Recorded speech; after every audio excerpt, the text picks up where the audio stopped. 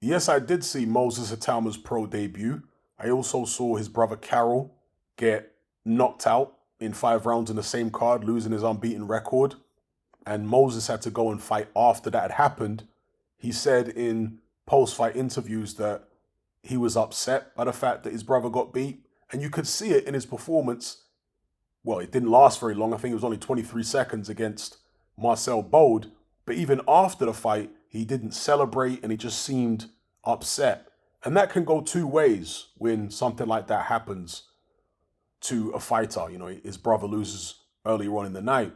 He can either get distracted by it and not be in the right headspace, or he can get angry and take it out on his opponent. And that's what Moses Itauma did. Now, there's a lot of people saying that the opponent, Marcel Bode, took a dive. Well, we have to define what we mean by a dive.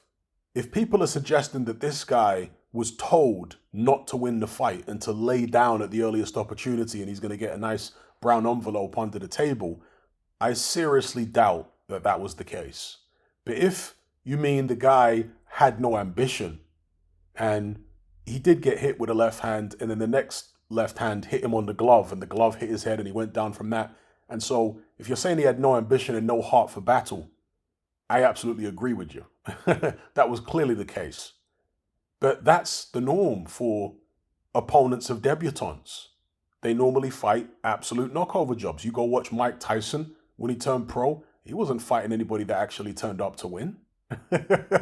He was fighting people that turned up for a paycheck. And a lot of the time, these journeymen, these career journeymen, will fight to the level of the paycheck. If you're only paying them $1,000, a couple grand, well, that's the kind of performance you're going to get.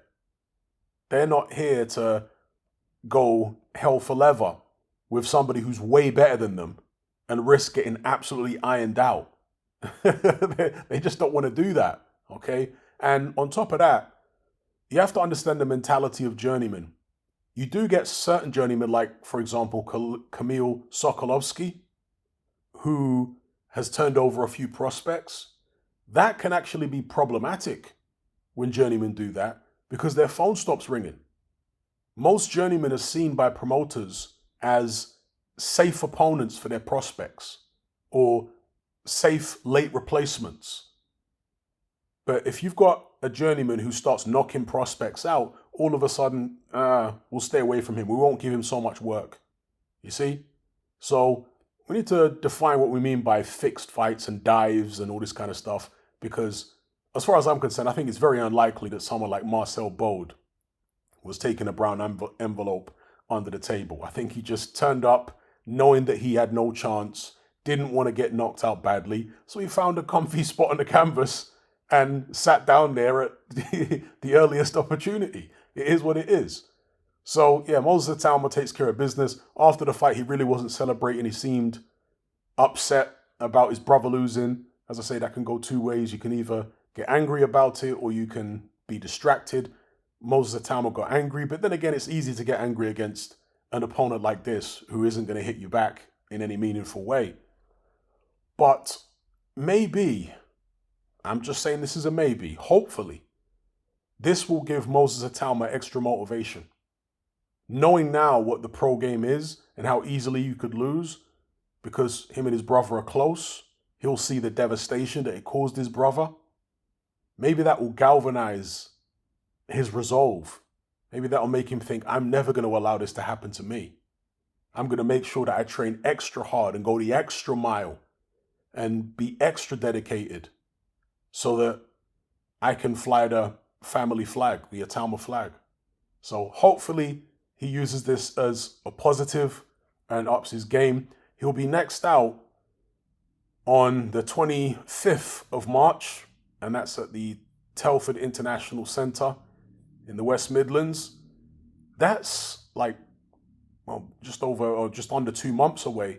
I would have thought they would have been looking to get Moses Itauma out sooner than that if they're serious about trying to break Mike Tyson's record. Some people are saying it's just a gimmick, that they're using to sell tickets. Oh yeah, he's going to break Mike Tyson's record, but privately they don't seriously believe that's going to happen. And if that's the case, then yeah, I guess it would make sense that they're waiting 2 months for his next fight, because so early on in a guy's career, like this, when he's facing knockover jobs, you can box him every month. Sometimes even twice a month. I mean, there's absolutely no reason why Moses Itauma, if there was a Frank Warren show in 2 weeks, couldn't box again, in the same month. No reason at all. Assuming he hasn't damaged his hands or anything like that in there, then they can get him out again against another journeyman, maybe somebody slightly more durable.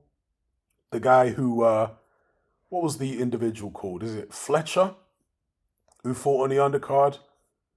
Let me have a look at his name here. Yeah, Tommy Fletcher. The guy who he fought, Daryl Sharp. He's a cruiserweight. Maybe they could get him out against him to pay him enough money because he's a durable guy. Lost 96 times, but he's only been stopped a couple out of the 96. And Tommy Fletcher, who's supposed to be a murderous puncher, a tremendous puncher, wasn't able to get him out of there. That went the full 6 rounds. So maybe they could match Itauma with someone like that.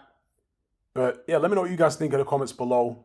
Not really much to glean from his pro debut. Just going through the motions, getting out there. He did have to deal with a challenge on the night, an emotional challenge, a psychological challenge. Not just the size of the event with lots of people watching and a big crowd, but also the fact that his brother had lost and that upset him. Maybe that is going to set things up the right way. Obviously, it's not nice for him and not nice for his brother, but for the extra motivation, for the reality check. Let me know what you guys think. Are you sick and tired of the mainstream mindset? Does the dogmatic conformity and pathological ignorance have you tearing your hair out in frustration? Then don't be alone. Come and join our brotherhood on Patreon. We stand as a beacon of reason against an army of insanity. You'll gain access to my weekly topical podcast where we take more deep dives than Jacques Cousteau on an endless variety of subjects. There's also videos, interviews, live Q&As, as well as a vast back catalogue of previous episodes, including my popular Confessions of a Nightclub Bouncer series. You can listen via the Patreon app or download in high-quality MP3. Connect with myself and hundreds of other members in our Element chat group. There's no contract, no commitment, you can cancel at any time, and it's cheaper than a Mickey D's McMuffin. Just head to my Patreon page via the link below this video and select the tier called the Brotherhood of Reason. I'll see you over there.